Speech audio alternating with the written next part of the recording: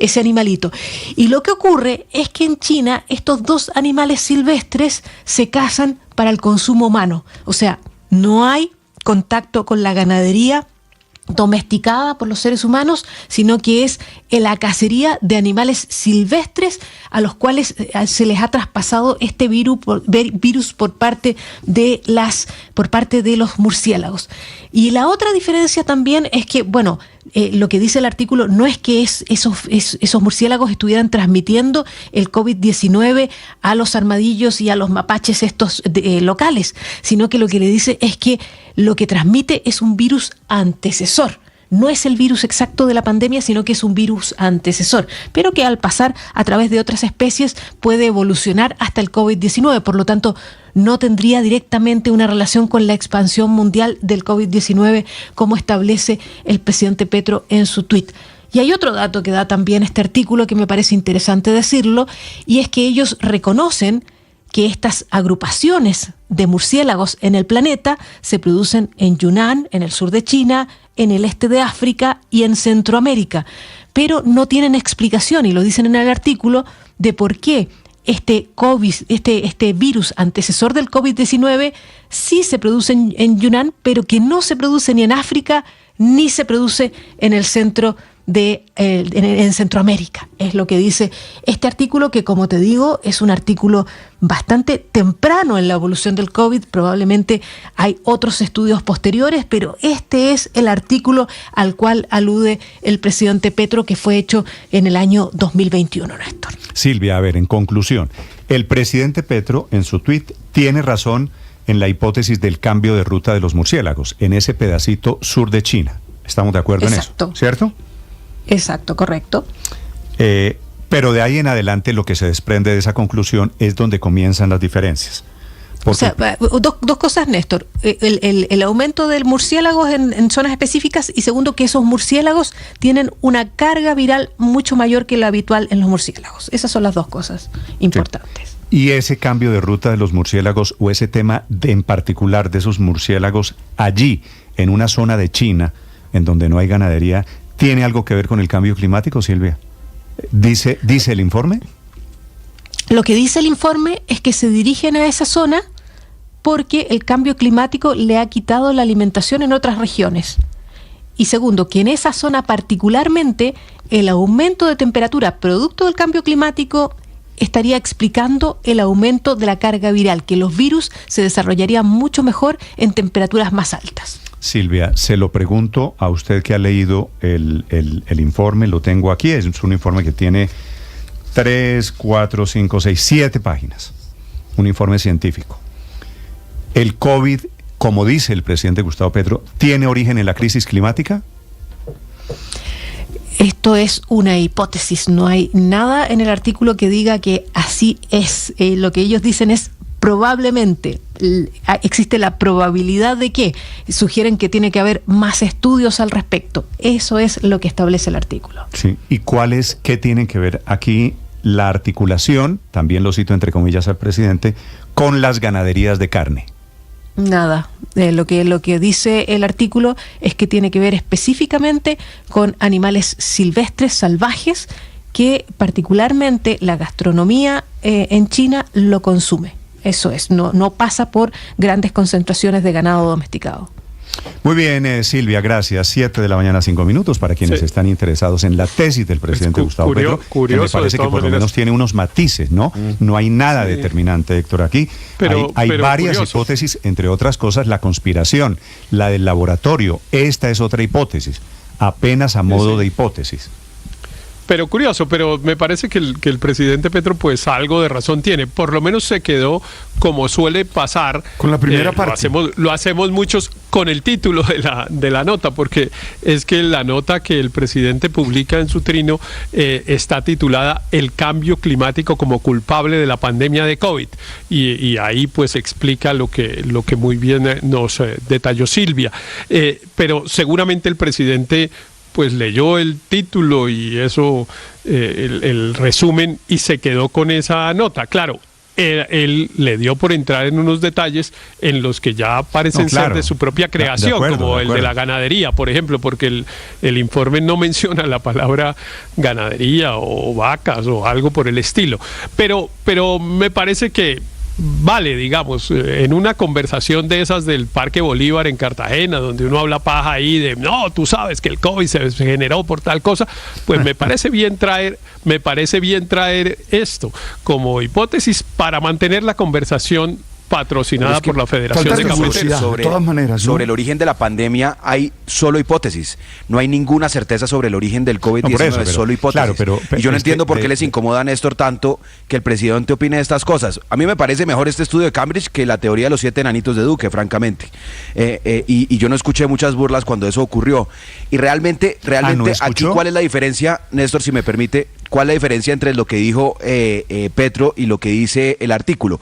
Básicamente que la transmisión al humano no es vía la ganadería, sino que en el caso de China es vía otro tipo de mamíferos que sí son, digamos que por el cambio de las rutas, fruto del cambio climático, son pues mordidos, supongo yo, por los murciélagos, y que el humano en China se come estos animales, estos roedores.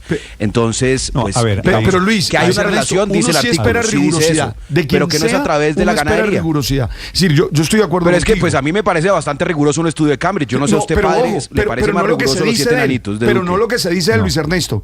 No lo que se dice él. Mira, vamos a ser claros. Primero, el estudio no afirma, sino que propone. Es decir, dice, es posible que. En eso hay que ser preciso. Eso se llama rigurosidad científica. Porque es que un artículo científico no afirma algo hasta que no lo pueda demostrar. Y en este caso no lo puede demostrar. Esto es una hipótesis, como es otra hipótesis, padre, la teoría de que fue creado en un laboratorio en China. ¿De acuerdo? Sí, pero yo lo que pido es rigurosidad cuando uno dice las cosas. Sobre todo cuando uno tiene un rol de líder. Cuando uno tiene un rol de influenciar a los demás. A mí me parece interesante. Yo no sabía lo de los murciélagos, y esto que nos acaba de decir Silvia me parece realmente interesante.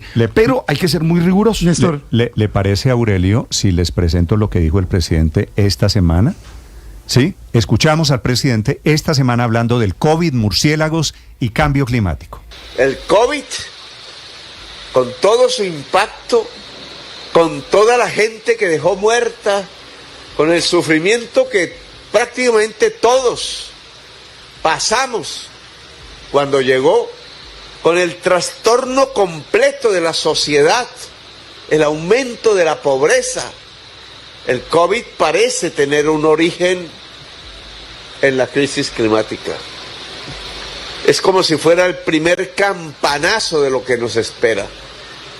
De aquí se podrían colegir muchísimas deducciones sociológicas, políticas, económicas incluso, o filosóficas. Y entonces ahí arranca el presidente en el parece tener... pero ya cuando dice parece, a mí ya me parece como una de 4 alternativas. Sí, claro. Esta misma teoría, Aurelio, la había contado el estudio de Cambridge, del que estamos hablando, es 2021. Claro, el presidente había estado aquí en esta cabina. En Blue Radio, claro. Aquí en Blue Radio. Y había dicho el presidente Petro lo siguiente sobre el mismo tema. Es decir, el presidente está diciendo lo mismo que había dicho en campaña. Me perdí ahí un segundo. ¿Qué tiene que ver el COVID con el cambio climático?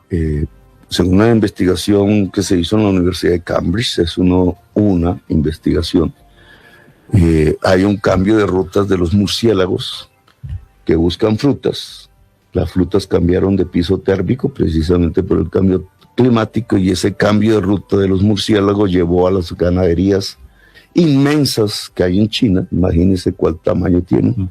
Y por allí la propagación, que no ha sido solo del COVID-19, ya llevamos una década o más de varios virus por el estilo y con el mismo mecanismo. Puede existir muchísimos otros. Por ejemplo, la ciencia ha dicho que si se deshiela Siberia y el norte de Canadá y Groenlandia, en el interior de los hielos hay virus de millones de años, virus que había tenido la humanidad hace recientemente. Pero esta parte ya no lo dice el informe de la Universidad de Cambridge. Sí. Ahí queda pues, Aurelio, a modo de información, lo que dice el estudio de la Universidad de Cambridge, en el cual se basa el presidente Gustavo Petro para lanzar su hipótesis sobre el cambio climático y el coronavirus, señor. Lo que no es claro es que cuando él introduce el vector de transmisión al ganado. Entre otras cosas porque la ganadería vacuna en China tampoco es tan grande. Los chinos no son unos grandes comedores de carne vacuna. Pero mire usted por qué Petro mete ese vector. Tengo el libro que es muy conocido, que se llama Armas, Gérmenes y Acero, de Jared Diamond, que dice de dónde provinieron los principales virus o patologías transmisoras o transmitidas a la humanidad. El sarampión vino del ganado vacuno, la tuberculosis del ganado vacuno, la viruela del ganado vacuno, la gripe de cerdos y patos, la tosferina de cerdos y perros, pero Aurelio, y la malaria de las aves. De acuerdo, hay entonces lo que pasa, la única diferencia que yo tengo, Aurelio, con esto es que la del presidente Petro es una hipótesis. La de la Universidad de Cambridge es una hipótesis, no muy clara. Pero de la hipótesis, el presidente Petro, que es lo importante, deriva toda su teoría, la política de gobierno alrededor del cambio climático. Pero es una hipótesis que nos leyó Silvia sin el ganado vacuno. Es que ahí está el problema. Es decir, yo creo la teoría de que seguramente el cambio climático en el tema de modificar las costumbres de los animales o de la ubicación de las cosechas, etcétera, cambia. Por supuesto que eso puede ser así. Pero el vector ganado vacuno, que él lo mete en la intervención de ayer y lo mete en la entrevista de Blue Radio en el 2021, no está claro, y a mi modo de ver lo acomoda porque a la historia de ciertos virus ha sido transmitido a través del ganado vacuno. Yo creo que ahí es donde él, me parece, es donde le queda. Ahí le queda, me parece, usted, Aurelio, usted puede como el vector de transmisión. Cualquiera de las 4 hipótesis alrededor del COVID, ¿cierto? Sí. La del laboratorio, y entonces es posible que haya sido en un laboratorio, y entonces producto del es posible, de parece que lanzó una política pública en Colombia alrededor del me parece que hay un estudio. Pero además, Néstor, lo que se ha criticado con el tema del cambio climático y la política es el negacionismo de la ciencia, de los hechos científicos. Entonces uno dice, ¿cómo ciertas personas niegan lo que la ciencia ha demostrado? Y es que efectivamente existe el cambio climático, hay unos cambios de temperatura, etcétera. El presidente supuestamente está del lado de los que defienden la ciencia y en un trino lo que hace es esbozar una tesis en la que el 50% es totalmente falso, inventado por él, o sea, sin demostración científica, y la otra mitad sí tiene un sustento en un estudio de Cambridge. ¿Y qué es lo que pasa? Que cuando uno revuelve verdad con mentira, pues contamina la verdad y se vuelve todo una sencilla especulación. Entonces, lo que está haciendo él cuando en su trino dice, y su articulación con ganaderías de carne para humanos, que como lo dijo Aurelio y como efectivamente demostró Silvia en su comprobación de hechos con el estudio, pues no hay ningún vínculo entre la ganadería y el cambio climático para efectos de esta tesis de los murciélagos porque la tesis científica. Pero adicionalmente yo no creo que sea... que mancha la premisa, claro, porque la premisa es el estudio revuelve y una cucharada de verdad con una volquetada de mentira, y lo cual lo vuelve mentira. Pero ¿sabe qué creo yo? Que lo de la ganadería no es inocente y no tiene que ver con que el sarampión y otras cosas vengan efectivamente del ganado vacuno. Yo creo que es más porque está dentro de la división del mundo que el presidente tiene en su cabeza de buenos y malos. Y los malos tienen también los ganaderos. Dentro de los malos están los ganaderos y han estado siempre en su división del mundo, y por eso quiere atribuirles... Porque los ganaderos producen un impacto ambiental muy grande, además porque él siempre los ha clasificado como malos y villanos de la película. Tal vez la recomendación más importante que hacen en ese justamente mundo los científicos a la humanidad, en materia de cambio climático, es cambiar el consumo de ganado vacuno. Pero en este caso no está demostrado. Incluso más que el de combustible, más que el de combustibles fósiles. En este caso no está demostrado. Incluso más que el de combustibles fósiles. Pero mira, a mí sí me parece que estamos siendo... a mí sí me parece que estamos siendo exageradamente rigurosos, porque es evidente que el presidente pues no estaba sustentando una tesis de doctorado en una universidad. Pero él estaba contando, estaba contando lo que había leído. No está en una tesis de doctorado. El presidente está fijando una política pública. Ustedes parecen jurados de está fijando una política pública sobre una tesis de doctorado. Sobre una hipótesis no probada científicamente. Es una hipótesis. Señor Héctor, me decía, discúlpenme. Pero tampoco es cierto que esté fijando ninguna política pública con base en eso. Él, por supuesto, como en la humanidad, anda pues con el tema del cambio climático, que claro que es la urgencia más grande que tiene la humanidad, evidentemente. Entonces, no es que él haya leído esto y haya dicho, hay cambio climático, los murciélagos ahora van por otra parte, nos vamos a morir todos. No es cierto, Néstor. Eso es una caricatura. En realidad, yo le reconozco al presidente, primero, una cosa que me llama mucho la atención, que es cómo llega a este estudio y además tan rápido. Yo creo que todos los que estamos aquí, porque además vivimos de estar informados, buscamos cosas todo el tiempo, dormimos relativamente poco, miramos el internet compulsivamente y difícilmente llegamos a estas cosas, y el presidente Petro llegó hace ya más de 2 años cuando lo dijo. Eso yo creo que hay que reconocer. No es un visionario, pero sí por lo menos una persona que duerme poquito. Yo creo que no hay que ridiculizar. Le iba a decir que sí hay hechos de política pública. El tema de la suspensión del petróleo, por ejemplo, del corte al petróleo en Colombia, me parece que es un típico caso de política pública. Por eso también creo que a este tema es cierto, hay que meterle todo el rigor posible. Néstor. Daniel, señor. Néstor, a mí me parece peor aún que lo que plantea María Consuelo. Ayer escuchábamos una ministra de Agricultura con un discurso anticiencia, criticando, digamos, los estudios académicos, las tesis doctorales, etcétera. Y lo que me parece peor aún es que se manipulen los resultados de un estudio para acomodarlos a unas políticas que el presidente Petro quiere implementar.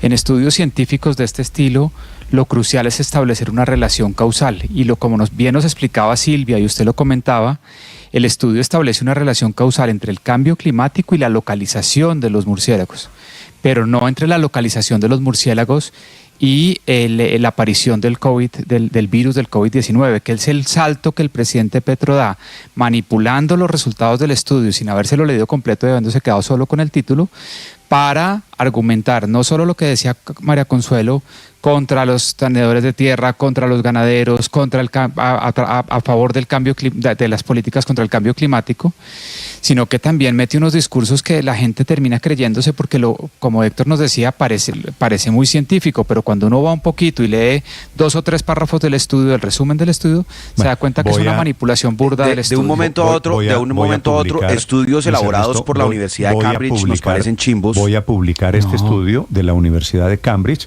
para que los oyentes tengan elementos. Al lado pongo las declaraciones del presidente Petro, de manera que cada uno saca sus propias conclusiones. Para terminar, de un momento a otro, estudios de la Universidad de Cambridge con colaboración del Centro de Impacto Climático de Potsdam y demás en Alemania, nos parecen chimbos. Y nos parecen chimbos porque el deporte favorito en esta mesa pareciera criticar todo lo que hace Petro o diga Petro, no importa si tiene o no sustento. Yo creo que si hay que criticar al presidente por algo, permíteme, Daniel, si se quiere criticar al presidente por algo, que se le critique. Daniel, permíteme, que yo te escuché con atención, escúchalo también. Se debe criticar por divagar, porque esta es una divagación más, que no sé qué le aporta, digamos, al debate concreto de las problemáticas concretas de Colombia, lo que ha pasado en Yunnan con los murciélagos. Que sí, que claro que el cambio climático es importante, ya lo sabemos, él lo repite con insistencia, pero si quieren criticar al presidente, no por citar informes científicos de una universidad seria y reputada como Cambridge, que es una hipótesis más, porque es que la ciencia se construye con hipótesis, querida María Consuelo, hipótesis que se van validando. Usted me está diciendo lo mismo, es una divagación. Es una hipótesis, estoy plenamente de acuerdo. Entró al deporte. Es que el problema se volvió deportista también. Sí, estamos en el deporte, sí, seguramente, de la divagación. De eso se trata, de entenderlo, que es una buena expresión. Néstor, señor. No estamos criticando el estudio, estamos criticando el acomodamiento que Petro le hace al estudio, que es distinto. Hábleme en singular, mucha pena, por favor. ¿Perdón? En singular, si es tan amable.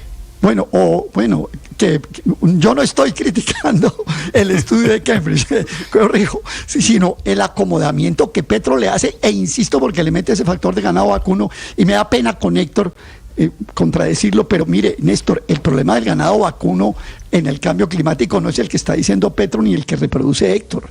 El problema del cambio climático, del ganado en el cambio climático, es la producción de gas metano a través de los gases que produce la ingesta excesiva de vegetales, que es contaminante como gas metano. Pero nada tiene que ver con esto que estamos hablando de virus, ni de nada de eso, ni de cambio climático. Sí, el ganado es productor importantísimo de gases de efecto invernadero, específicamente el gas metano, por los gases que produce, especialmente por la ingesta de vegetales. Ese punto hay que dejarlo claro.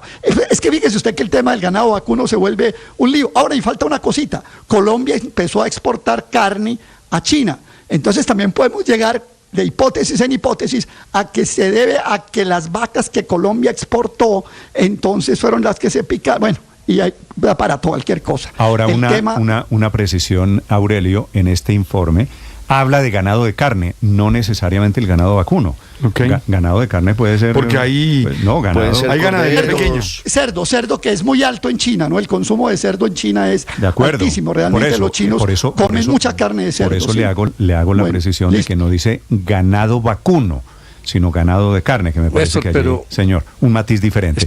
Para quienes quieran opinar, criticando una hipótesis. Para quienes quieran opinar, la cuenta Blue Radio Com y cuentan esto. Solamente un dato que no es menor. Señor Ricardo. ¿Sabe cuántas cabezas de ganado vacuno hay en el año 2023 o había el año pasado en China? ¿Cuántas?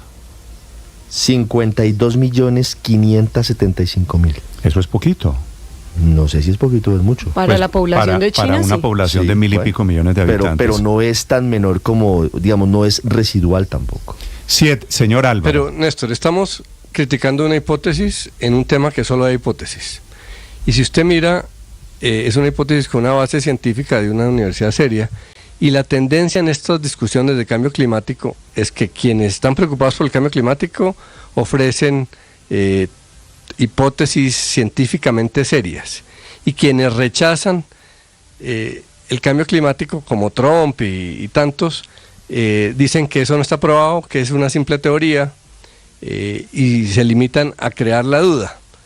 Entonces, realmente en esta discusión, quienes alegan que el cambio climático se está produciendo tienen más razón que los que simplemente se hacen los locos y tratan de contradecir con otras teorías. Álvaro, pero no he mencionado... Petro habla de la ganadería porque odia a los ganaderos. No veo, eso es una teoría que puede también ser... No veo que en esta mesa haya negacionistas del cambio climático.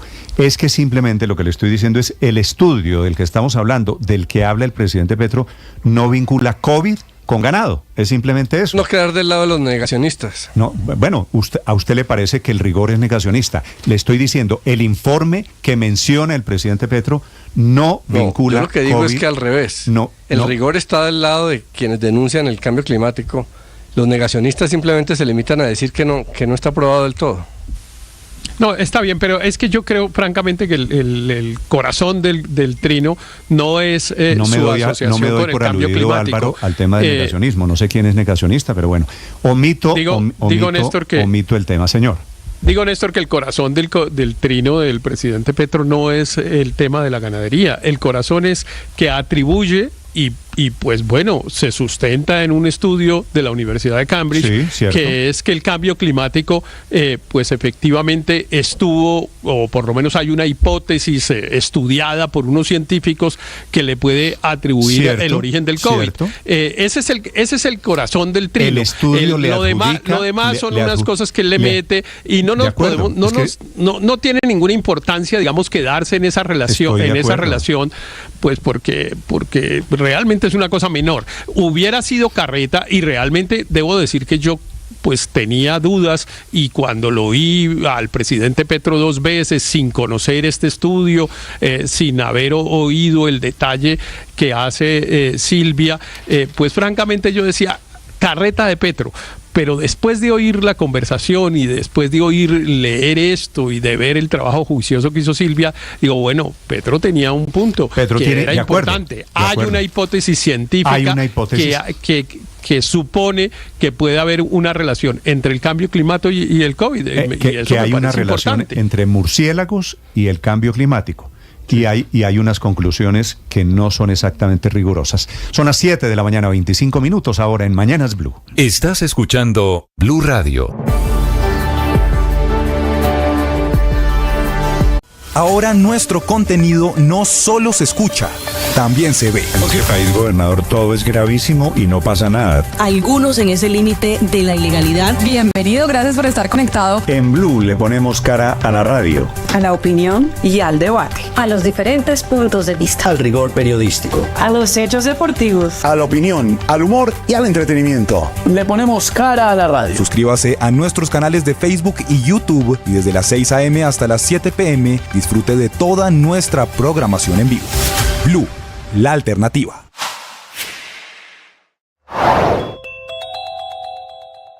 Acaban de recuperar la camioneta que le habían robado esta madrugada a un general de la policía, el general Álvaro Pico, que es el último hecho de la creciente inseguridad en Bogotá. Los ladrones se habían llevado no solo la camioneta, sino también la pistola del escolta del general Pico, ambas ya recuperadas. Desafortunadamente, para efectos de la inseguridad en Bogotá, no es el último hecho. Atracaron también a los clientes de Tributo Cervecero, una cervecería en Teusaquillo, a donde un ladrón con el mismo método en moto llegó armado para quitarle celulares y billeteras a los clientes, a los comensales en ese lugar. Otro ladrón se metió a lo que ahora llaman un coworking, se llama Celina, está en Chapinero, se robó computadores de más de 10 millones de pesos, fingiendo que hablaba por teléfono, iba recogiendo los computadores del lugar. El mismo modus operandi del atraco a la hamburguesería Pecado Capital en Usted. Ahora son las 7 de la mañana, 27 minutos. La sacada del secretario de Cultura de Medellín es muy interesante, porque el secretario de Cultura dice que Fico le dijo, Fico refiriéndose al alcalde de Medellín, Manuelito, el secretario de Cultura se llamaba Manuel Córdoba, ¿cierto? Sí, así es. Manuelito, hacete ahí, resolveme ese chicharrón tan berraco, yo sé que a veces no tenés ni idea de temas culturales. Y después confiesa que no tiene ni idea que es una biblioteca. Esta es la declaración hecha en público del saliente secretario de Cultura en Medellín. Fico fue el que me dijo, yo recibí el mandato de la ciudadanía de Medellín, que fueron 700.000 votos. Manuelito, hacete ahí, resolveme ese chicharrón tan berraco. Yo sé que a veces no tenés ni idea de temas culturales. Yo sí puedo pecar en de pronto descacharme que es un registro, que es una biblioteca, que bueno, todas esas cosas, y no me da pena decirlo. Pero lo que no me puedes cachar en la contratación, pues como me dice Fico, a mí, pues... ese es el problema, y no le dio pena decirlo, que se escachaba, que no sabe que es una biblioteca y tal, y echa el cuento. Señor alcalde de Medellín, Fico Gutiérrez, Federico Gutiérrez, alcalde, buenos días. Néstor, muy buenos días, ¿cómo estás? Alcalde, pues me perdonan las preguntas que le voy a hacer. ¿Usted nombró secretario de Cultura a este señor a pesar de que usted le dijo a él que él no tenía ni idea de temas culturales? Eso no es cierto, Néstor, y por eso se va esta persona. Y yo realmente lamento mucho esta situación. Cuando usted mira, y eso lo tendrá que decir en algún momento, y por eso se va inmediatamente y yo tomo la decisión. Yo no me quedo ahí ni dando unas explicaciones, ni justificando algo. Me parece que cuando yo hablé con él y yo le ofrecí la Secretaría de Cultura, luego de habérselo ofrecido a 5 personas más del sector cultural que no pudieron estar por razones laborales en otros espacios, yo le digo a él que asuma ese reto. Él es una persona que es magíster en políticas públicas, conoce el sector popular en términos culturales, no es experto en todo y por eso le pone un equipo grande de subsecretarios, un equipo importante de gente que sabe mucho más de otros temas importantes dentro de la Secretaría, como el tema de bibliotecas y otros, pero esta persona da unas declaraciones de una conversación que jamás existió. Ese fue el reclamo que le hice y por eso se va. Como dice uno por ahí, se sacó solo y las declaraciones sí son desafortunadas y además le voy a decir una cosa en esto. Son sobre todo desafortunadas frente a un sector cultura que sí viene siendo aporreado durante muchos años pero que por supuesto había que tomar ya esa decisión. Sí, yo creo que ese es el fondo de quién maneja la cultura. Pero alcalde, me da la impresión de que usted me está diciendo por los laditos, con unas palabras diferentes, lo que dijo el señor Manuelito, lo que dijo el destituido secretario de Cultura. Usted me está diciendo, pues claro que lo rodeamos y pusimos gente que sabía de bibliotecas porque él no sabía del tema. No es eso, Néstor, sino que cuando usted arma un equipo, usted pone, por ejemplo, el equipo también tiene varias subsecretarías. El tema sector cultura es muy amplio en la ciudad. Está el tema de museos, está el tema de arte popular, está el tema de agremiaciones culturales de toda la vida que han construido en la ciudad, está el tema de actividad cultural, está el tema de bibliotecas, está el tema de museos, como ya te lo dije, y está todo el tema que tiene que ver con cultura ciudadana como tal, y es el comportamiento frente al otro. Este es un equipo que cuando se armó, se ponen, por supuesto, personas que tienen que llevar todos esos procesos, pero cuando una persona de estas, que es secretario de Cultura, va y dice, creyéndose muy gracioso en un escenario público, que es que él no sabe nada, ni siquiera que no sabe ni que una biblioteca, pues la decisión es muy sencilla, Néstor, en ese momento, y es que se tiene que ir. Pero vean esto, yo le digo una cosa, cuando yo esta grabación, alcalde, ¿usted lo llamó a este señor Manuelito? Inmediatamente, además le dije esa conversación, esa no fue ni una llamada. ¿Cómo fue esa conversación? Fue un mensaje, sí, no fue ni llamada, yo inmediatamente le mando el video que me mandan a mí el día de ayer, le digo, Manuel, esa conversación usted sabe que nunca existió, eso no fue así, él me pide que lo disculpe, que lo tergiversaron, y yo le dije, no, usted no lo han tergiversado, usted dijo eso. Y ya después de su otra respuesta le pedí que me pasara su carta de renuncia. Y además aquí hay una responsabilidad grande, Néstor, en esto. Mire, ustedes me conocen, el país me ha visto, primero que todo, yo no soy arrogante, ni nunca mantendré una posición desafiante contra nadie, ni mucho menos contra la ciudadanía, ni mucho menos contra el sector cultural. Y por eso tomé esa decisión inmediata, y por eso estoy aquí también poniendo la cara y aclarando qué pasó.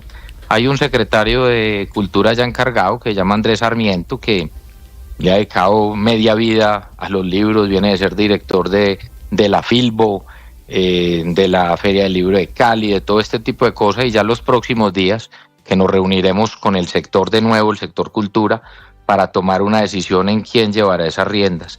Y la decisión mía es muy sencilla también, Néstor.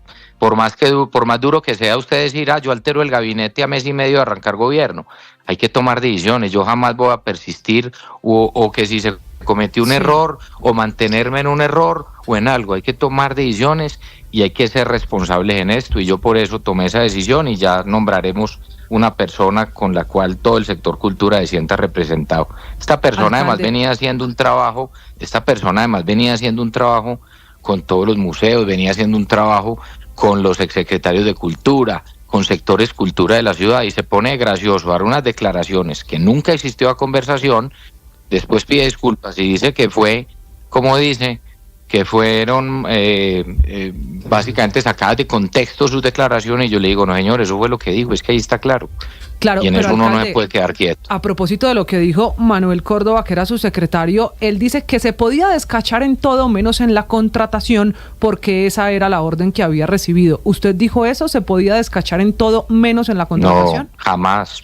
Y ojalá él sea capaz de hablar. Yo aquí estoy hablando, ojalá él sea capaz de hablar. No, una lo he llamado de esas, para que usted sepa, alcalde, lo estoy buscando, por supuesto, porque me parece que tiene que hablarlo. Yo estoy de acuerdo con usted, pero el señor no aparece. Ojalá hable, porque es que uno en esto tiene responsabilidades, y por eso yo estoy acá. Ojalá hable, porque la conversación jamás se dio. Aquí la única instrucción al equipo es: usted tiene una responsabilidad grande, y así está todo el gabinete nombrado, para que lo hagan bien, que tengan conocimiento de su sector, pero que además tengan transparencia absoluta en la contratación, pero que además tengan austeridad. Entonces a mí sí me parece que cuando la gente va por ahí a escenarios, estrenando cargo y creyéndose muy charros, diciendo lo que quieran por ahí, y dicen eso, pues aquí tiene que quedar claro que hay que estar a la altura de los cargos, de lo que representamos, y quien no esté a la altura se va, que es lo que acabó de pasar con el secretario de Cultura. Pero solo él puede decirlo, y él sabe que esa conversación nunca se dio, él mismo lo tiene que decir, pero por eso se va también, por eso se va. Alcalde, me parece una falta de respeto absoluta. Alcalde, ¿por qué termina usted ofreciéndole a Manuel Córdoba la Secretaría de Cultura? Ricardo, miren, así lo vean deschavetado como lo ven o diciendo cosas que decía en su estilo, magíster en políticas públicas, 10 años de experiencia en el sector público y sectores sociales, conoce la ciudad, es que él se hace el charro tratando de decir yo aquí no sé nada, entonces mire, pero mire, es una persona que conoce los sectores populares culturales, que para mí es muy importante en los barrios, que conoce bien todo el entorno cultural alrededor de la Comuna 13, alrededor de lo que está ocurriendo allá. Nunca, alcalde, nunca había trabajado temas culturales. Tiene inclusive, cuando usted lo ve, relación con el sector, tiene un tema donde inclusive él mismo es emprendedor en muchos de esos temas, como el tema del café cultural, por ejemplo, o Galería Café Cielo de la Sierra, Abierto, con temas de Galería Cielo Abierto, que tiene que ver con el tema del sector cultura de la ciudad. Es que mire, yo también tengo que decírselos, cuando yo escucho las declaraciones de ayer, a mí no solo me da rabia, sino que me da pesar, porque si es una persona que venía haciendo una tarea, inclusive con los sectores culturales, entonces claro, en medio de su irreverencia, como dice serlo, dice cuanta barbaridad se le ocurre y cree que las cosas no tienen consecuencias, ¿no? En lo público y en todas partes todo debería tener consecuencias. Y yo por eso estoy aquí hoy, cuando ustedes me llaman y a explicar y a dar la cara primero, porque yo aquí no me creo ni dueño de nada, yo aquí lo que tengo es una responsabilidad inmensa con la ciudad y siempre aclararé cualquier decisión, pero también si yo tengo que tomar decisiones como la que tomé ayer sobre cualquier funcionario, las voy a tomar. Acláreme una expresión que usted ha utilizado que yo conozco, que es muy paisa, pero yo quisiera, no en todo el país se la entienden. Usted dice, él por hacerse el charro. El charro para ustedes sí, el gracioso, es por hacerse el chistosito, ¿no? Por hacerse el chistoso, el gracioso. Ahí sale en una declaración que da y cree que en un escenario cerrado vaya unas declaraciones y no pasa nada haciendo el gracioso. Mire, esto de gracioso no tiene nada. Primero tengo una responsabilidad. Él es así, él es graciosín.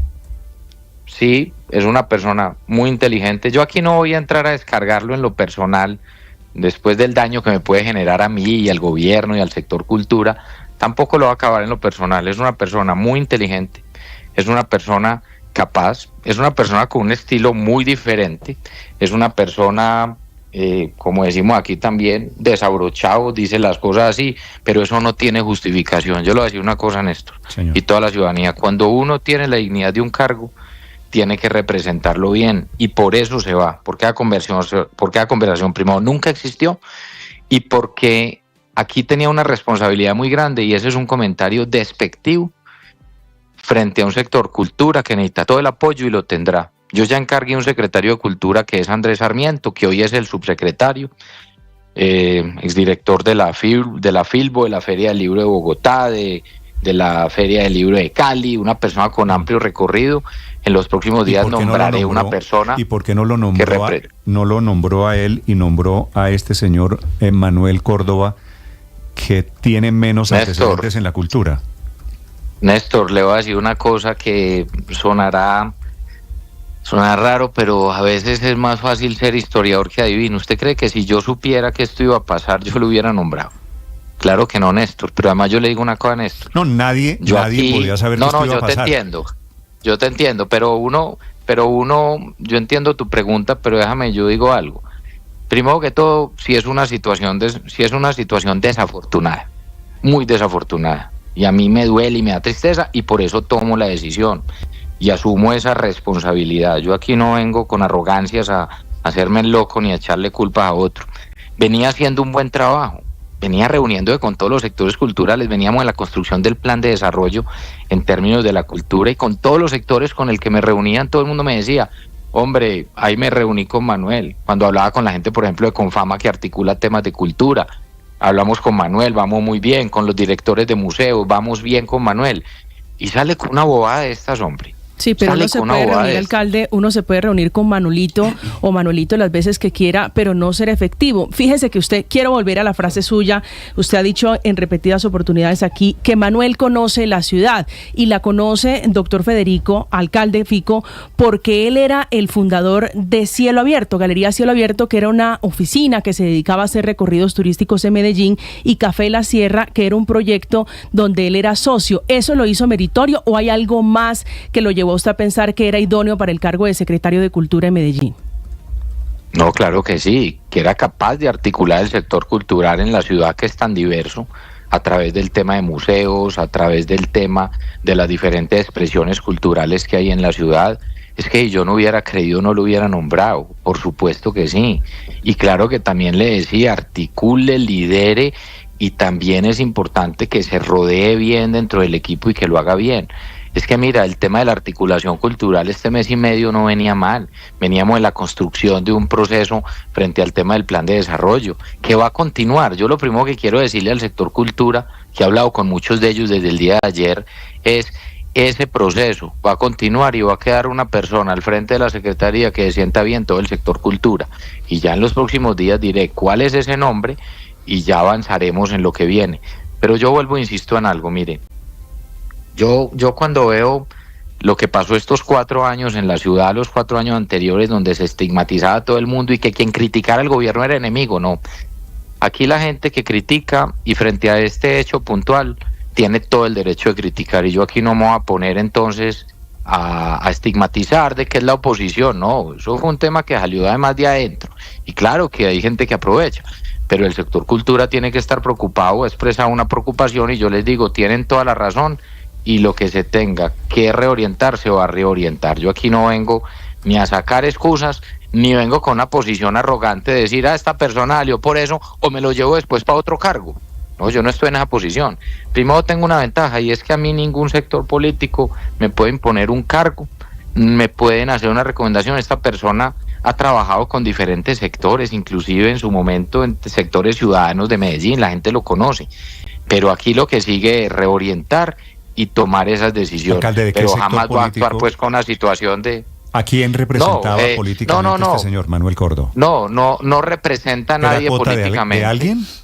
No, jamás, Néstor, porque es una persona justamente que yo conozco y por eso creí en su momento en sus capacidades y yo mismo lo pongo. Cuando te digo es que pudo haber llegado a trabajar inclusive cercano a otros gobiernos en su momento, de gente buena que ha trabajado también por la ciudad, tuvo en su momento también una cercanía, por ejemplo, entiendo en algún momento con grupos cercanos a Sergio Fajardo, a otra gente. Esta es una persona buena, esta es una persona que cometió un error, que se descachó y no es ni una persona política. Esta persona en nada es político, en nada. Entonces eso es importante también dejarlo claro. Pero es una persona que yo por más dolor o rabia que pueda tener yo hoy, tampoco la voy a descargar en lo personal contra alguien y decir que es una mala persona. No, se equivocó, cometió un error. Y ahí están las consecuencias. Y se convierte en el primer secretario en salir de su gabinete. Alcalde, a propósito de lo que hizo él como secretario de Cultura en este mes y medio de trabajo, lo que más seco había generado en la ciudadanía es que contó que había un déficit en el sector cultural de por lo menos 80.000 millones de pesos y que incluso faltaba plata para la próxima Feria de las Flores. ¿Esa evaluación que él hizo como secretario de Cultura es real? ¿Ese déficit existe? Esa evaluación es real, eso es parte del proceso y eso hizo parte de una declaración que se dio la semana pasada en el Consejo, en el análisis del sector cultura. Es un déficit que, por supuesto, se tienen que encontrar las fuentes de financiación. Es lo mismo en muchos otros sectores. Recuerda que el déficit en los programas sociales para este año son 2.8 billones de pesos, que por eso tiene que haber una administración bien de los recursos. Lo mismo en muchas otras entidades. Y hace parte del ejercicio que se ha hecho donde cada secretario va al Consejo de Medellín, muestra cómo recibe la ciudad y hacia dónde va. Eso fue inclusive la semana pasada, Camila, donde se dio esa cifra. Así es. ¿Y por qué sí, alcalde, pero por qué le preocupa a usted tanto el tema de la contratación? ¿Acaso qué ha encontrado ahí? ¿Cuánta plata maneja la Secretaría de Cultura? No, mira, una Secretaría de Cultura en 4 años la inversión puede ser cercana a los 450.000, 500.000 millones de pesos. Tiene que haber transparencia absoluta en temas de contratación. ¿Por qué? ¿Por qué lo digo? Porque no es un misterio lo que nosotros recibimos en la ciudad. No es un misterio las investigaciones que hoy lleva la Fiscalía, la Procuraduría y la Contraloría. La instrucción mía al equipo es austeridad absoluta y transparencia absoluta. Y eso también es uno de los temas pues más importantes que tienen que marcar la agenda también en la ciudad, sobre todo después de los 4 años en los que venimos.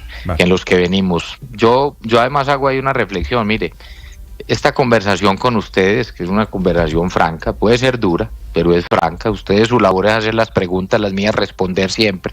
Así lo he hecho siempre. hasta en situaciones más duras.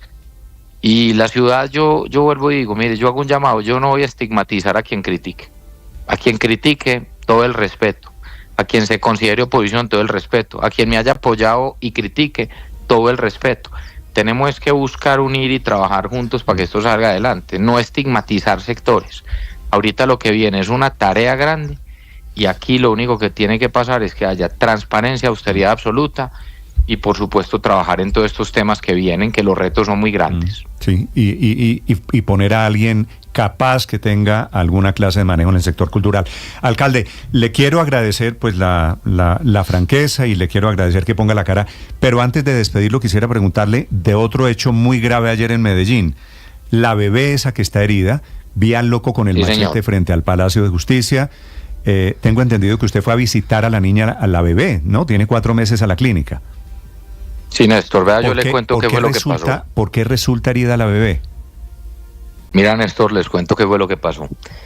En el sector del Palacio de Justicia, donde están pues los juzgados, se da una persona, como lo dice realmente, un loco, desadaptado, un tipo que estaba con machete. Al parecer estaba molestando a parte de la ciudadanía, le avisan a la policía llega, interviene, y el tipo empieza a agredirlos con machete. Uno de los policías inclusive recibe una herida muy delicada, recibe pues un machetazo y tiene una herida grande en la cara. ¿No? Ayer fue intervenido quirúrgicamente, yo ahora voy a la clínica, ayer hablé con su hermana, se está recuperando, es una herida grande y hay que estar también pendiente de él. Cuando a mí me informan inmediatamente el caso y que hay una niña además herida de 4 meses, yo mismo me voy para el Hospital General, allá hablo por supuesto con la mamá, con la abuela, con los especialistas, con el cirujano pediátrico y inmediatamente me dicen, no, la niña está fuera de peligro, la bala al parecer no entró, se le hacen todos los exámenes, rayos X, TAC, ayer finalizando la tarde se le hace otro examen, no entró, la rozó. ¿Dónde le da la bala? ¿Dónde la roza? Sí, en la parte por la espalda y no alcanzó, gracias a Dios, a entrar, la niña está bien, yo ayer estuve todo el rato en la clínica con la familia, con ella, yo mismo la vi, yo mismo estuve ahí con ellos, gracias a Dios, la niña de 4 meses la bebé está bien. Está consciente, está despierta. La bebé está, todo el tiempo ha estado bien, todo el tiempo ha estado consciente, solo que por tratarse de una menor y de una bebé de 4 meses, hasta que no esté completamente la evaluación, no sale de alta, en este momento sigue hospitalizada, porque pues por supuesto tiene una contusión muscular que se presenta por el tema de la bala que roza básicamente pues su cuerpo, pero gracias a Dios no entra la bala, la bebé está bien, está estable, está con su mamá. Yo hablé también con su papá que venía de Caucasia en carro, que estaba haciendo un trabajo por allá, le dije no se preocupe, véngase despacio, su bebé está bien, aquí estamos con ella. Pero más allá de eso, Néstor, pues lo primero es eso, que ella está bien, sí, gracias a Dios. Sí. Pero lo otro también es, estas situaciones de alteración de orden público son muy complejas y también yo quiero resaltar, pues, hombre, la valentía de nuestros policías. Antes usted me preguntaba una cosa, ¿por qué resulta herida? Porque cuando agreden a la policía y uno de los policías queda herido y el otro se va frente contra el otro policía con el machete, se alcanza a responder, le dispara, deja herido al atacante y una de las balas al parecer rebota y ahí es donde roza a la niña. ¿Y la bebé estaba en ese momento en los brazos de la mamá o estaba en un coche o qué estaba? Sí, señor. No, estaba con la mamá. Ella estaba en una diligencia judicial en el Palacio de Justicia. La abuela de la niña estaba en una diligencia. ¿A qué distancia estaba del lugar de Néstor, del choque? Pueden ser unos 20 metros, 15 metros. La verdad, Néstor, no sé decirte exactamente. Cuando vos estás en una noticia de estas, yo lo que hago es salir volado para la clínica, hablar con ellas, estar al frente, todo el personal médico pendiente de ellas, siguen pendientes. Ahora me pasaron el otro reporte a primeras horas de la mañana, está estable. La situación de salud del policía recibió una cirugía el día de ayer, tiene una herida pues en toda la cara grande, profunda, hay que estar también pendiente de él y es lo que yo también digo, mire, el respeto y el cuidado por nuestros policías. Es que ellos son los que ponen el pecho literal por si le tiró el machetazo al policía a la cara, me imagino que esto es tentativa de homicidio, ¿no? Sí, señor, y esta persona quedó herida y esta persona queda a disposición, por supuesto, de la Fiscalía desde el día de ayer, Néstor. Así es. Pues, alcalde, gracias por la información, por la explicación del otro tema, del secretario de Cultura. Me alegra que la niña esté bien, que la bala no haya entrado. Este es el capítulo, ahí vemos el video, el capítulo de ese loco frente al Palacio de Justicia. Me falta preguntarle, alcalde, ¿qué es lo que desata en el señor con el machete este nivel de locura?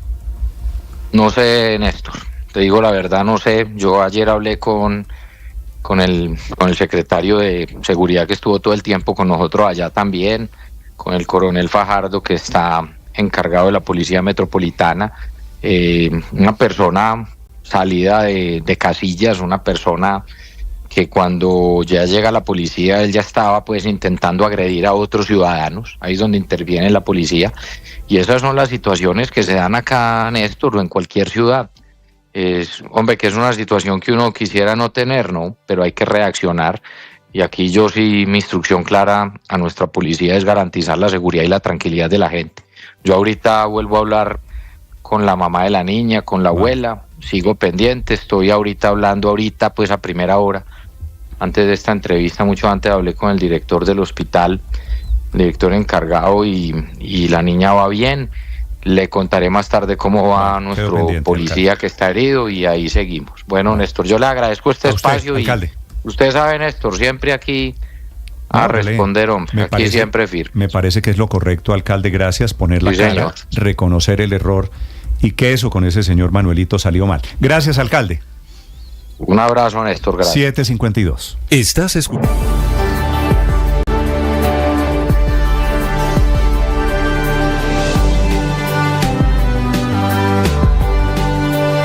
Yo feliz de encontrarme con ustedes todos los días a esta hora. Gracias por estar allí en el canal, gracias por vernos, gracias por participar. Gracias por ser respetuosos y manifestar sus opiniones, sabiendo que son eso, opiniones, las nuestras y las de ustedes. Y construimos tejido social. Me alegra saludarlos. Suscríbanse al canal. Tú sabes.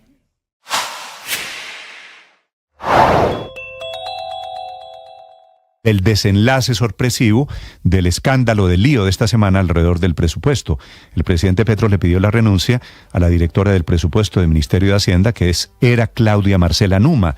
Estaba a cargo desde el año 2019, una mujer de eso que el presidente Petro llama tecnocracia sin legitimidad electoral. El presidente Petro había dicho hace 24 horas en Santander que haber cambiado vigencias futuras de 13 billones y haber dejado en vilo más de 100 obras de infraestructura era culpa de funcionarios que estaban en su gobierno, pero que llegaron al cargo en gobiernos anteriores. Tal vez se refería a la directora del presupuesto, no la única cabeza que ha rodado. También cayó el director de planeación. Lo que hay en el fondo es quién toma la decisión alrededor de 13 billones de pesos para construir obras públicas, el metro de Bogotá o el túnel del Toyo o carreteras 4G en diferentes regiones del país, o inclusive obras relacionadas con el sector educativo.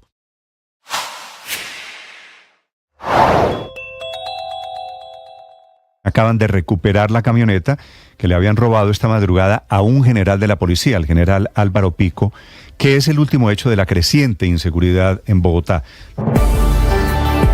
Mañana 54 minutos, estoy recibiendo, María Consuelo, muchos mensajes sobre el tema del secretario de Cultura. Sí, solamente le voy a decir que eso le salió mal a los dos. El señor secretario de Cultura, que dice no saber qué es una biblioteca, a pesar de que tiene un grado universitario, quedó como un zapato. ¿No es verdad? Sí. Y el alcalde de Medellín, que tiene mucho valor, yo le reconozco que salga a poner la cara, pues también quedó mal por cuenta de poner ahí al señor que no tiene ni idea que es una biblioteca. Mire, uno de las cosas que siempre se han dicho sobre la cultura es que el principal problema de la cultura es que no tiene presupuesto. Yo difiero de eso.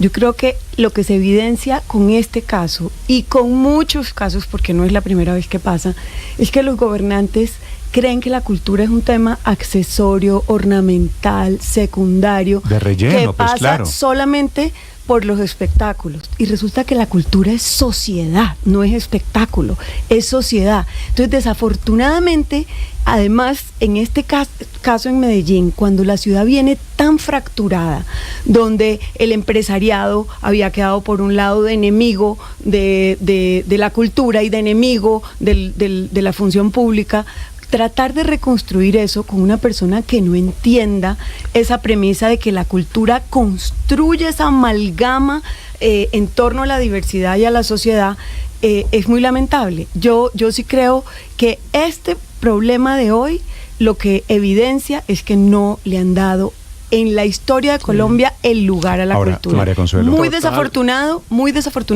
Creo que lo bueno de esto es que se corrigió rápido, pero eso no excusa el error grande que cometió el alcalde. Le firmo lo que acaba de decir Héctor, solamente voy a agregar que María Consuelo... Aquí me quedó grabado y yo lo voy a repetir ahorita porque fue extraordinaria la explicación. Sí, yo también estoy de acuerdo. Pero solo le falta, solo me parece, María Consuelo, solo le falta decir una cosa. Esta mirada no es de Fico Gutiérrez. No, de poner en la Secretaría en la izquierda, en la derecha. El mismo error lo cometió el presidente Petro con la primera ministra que puso. Pensar que una persona que venía del teatro iba a ser idónea para manejar un sector tan diverso y tan complejo. Y el mismo error del gobierno Duque. Y muchos gobiernos locales y nacionales ven la cultura. Allí hay una platica, hagamos unas obras de teatro, un tema relativo. 3 conciertos y ya. Sí, muy menor. Y ojo con la contratación, ¿no? Ojo con la frase que da el señor. Ojo con la contratación, que es lo que nos interesa. Pero así como es extraordinario el comentario de María Consuelo, me parecieron charras las explicaciones del alcalde, ¿no? Más bien charrita la manera como se quería excusar y en fin, no dio una explicación suficientemente clara de por qué había escogido a esta persona que confiesa que no sabe nada del sector. Entonces eso me pareció, como diríamos en Bogotá, bastante charro. 7.50. Sí, pero el charro de Medellín es diferente al charro de Bogotá, ¿no es verdad? Sí, y al de México también, es distinto a todo. Sí. Es una pifia. No, el charro de México, dícese del cantante de rancheras, ¿no? Sí, no estamos hablando del señor charro en bogotano y charro en Medellín. Señora Aurelio. Sí, es que decir que charro le baja, a mi modo de ver, el nivel un poco al error. Es un error de Federico Gutiérrez, fue una pifia, si quiere que se la ponga en términos que podría decirse charros. Es una pifia de Federico Gutiérrez, nombrar a una persona que develó una cantidad de falencias en su nombramiento. Y fíjese usted que la defensa que hace Federico Gutiérrez tampoco es muy buena aquí en la entrevista. Por lo que yo era que era como amigo de Fajardo, que había trabajado con Fajardo, pues yo estuve buscando ahora, ha sido el colombiano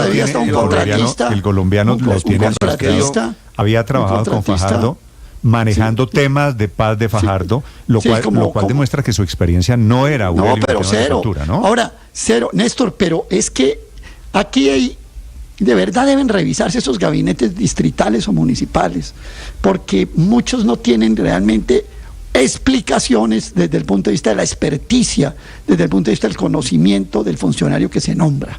Pareciera que hubiera otros elementos de cuota política. Usted le preguntó lo de cuota política y Fico dijo, no, pues es fue funcionario de Fajardo. En fin, un enredo esto, de verdad. No fue transparente ni fue acertado. Aurelio, para mi modo de ver, eso es así. Se equivocó Federico Gutiérrez en transparencia. El alcalde Gutiérrez sí reveló por qué terminó contratando a este señor. Porque aquí en la entrevista nos dijo que 5 personas más del sector cultura le habían dicho que no, que habían declinado, supuestamente pues eso es lo que uno dice cuando no quiere estar en un gobierno, uno dice no, muchas gracias, tengo unos compromisos laborales, y él mismo reveló que había hecho 5 ofrecimientos, entonces este es el 6º tipo que de suerte le dijo que sí, y ahí lo que demuestra es que pues la cultura no es uno de los fuertes del alcalde Gutiérrez, pero sí me parece loable que ponga la cara, que corrija el error rápidamente, y pues esperar que obviamente esta situación que es muy lamentable para Medellín. Voy a suponer que aquí hubo cierto menosprecio al tema cultural. Es que Néstor, supongamos que es cierto. ¿Sabe qué es lo que corresponde en este momento?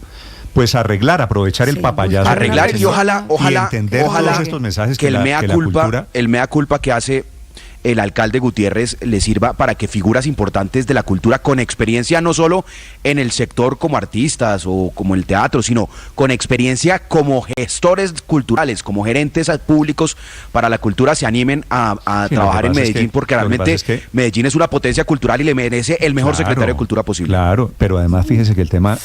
¿Usted se acuerda, Patricia Ariza, Ricardo, primera ministra de Cultura del presidente Petro? Pero una mujer que en el papel tenía todas las condiciones para ser la mejor ministra de Cultura. Eso salió muy mal. No salió bien porque no tenía la cambió. Los elementos para manejar el sector, los elementos de conocimiento administrativo. Gran dramaturga, gran artista, pero no tenía los conocimientos para la administración pública. Lo cual le demuestra que debe haber un justo medio, gente que conozca de cultura, pero que sepa también un poquito de administración. Y en ese orden de ideas, Néstor, pues no se alejaba mucho este nombramiento, porque si lo que nos acaba de decir María Consuelo es como nos lo dice, que le creo perfectamente, porque fue además exministra de Cultura, nos decía María Consuelo, cultura es sociedad y no espectáculo, y si cultura es sociedad, ese señor entonces trabajó en temas de paz con Sergio Fajardo y trabajó en la primera administración con Fico Gutiérrez como coordinador territorial de las Secretarías de Inclusión Social y de Seguridad. Eso es sociedad. Eso no es espectáculo, aquí no estamos en la Feria de las Flores. Luego no era tampoco muy descabellado desde ese punto, pero ¿por qué se va? Realmente, ¿por qué se va? Porque tampoco las explicaciones del alcalde son contundentes. Con ese concepto de sociedad, pues uno pone a un vendedor de frunas también. Hay gente que está capacitada, hay gente que está habilitada. Escribe además, el señor Córdoba, María Consuelo. La idoneidad en otras carteras nunca se desprecia. Entonces, a mí lo que me parece triste es que la tradición es que la cultura es ornamental, es secundaria. Jamás buscarían un secretario de obras que no tenga experiencia en obra pública, que no sea ingeniero, que no tenga formación. Jamás buscarían para la cartera de educación una persona que no tenga experiencia, que no tenga capacitación en educación. Mientras que en cultura terminan poniendo a cualquiera. Al relleno. 8 minutos. Escribe Álvaro, escribe este señor Córdoba, este es Manuelito, ¿no? El de la embarrada. En Twitter, mis más sinceras disculpas por las expresiones que utilicé en un reciente evento y que en realidad no corresponden a ninguna instrucción o diálogo sostenido con el señor alcalde Federico Gutiérrez, ni a la manera como entendemos la cultura en nuestra ciudad. Esto es intentando deshacer el entuerto en el que él mismo se metió, ¿no? Porque le adjudicó al alcalde Gutiérrez. Va a ser muy difícil borrar esas palabras que él dijo, le había dicho el alcalde Gutiérrez cuando lo contrató. Señor Álvaro. El tema de fondo es el que plantea María Consuelo, porque si uno mira, no solo está el problema de qué hacen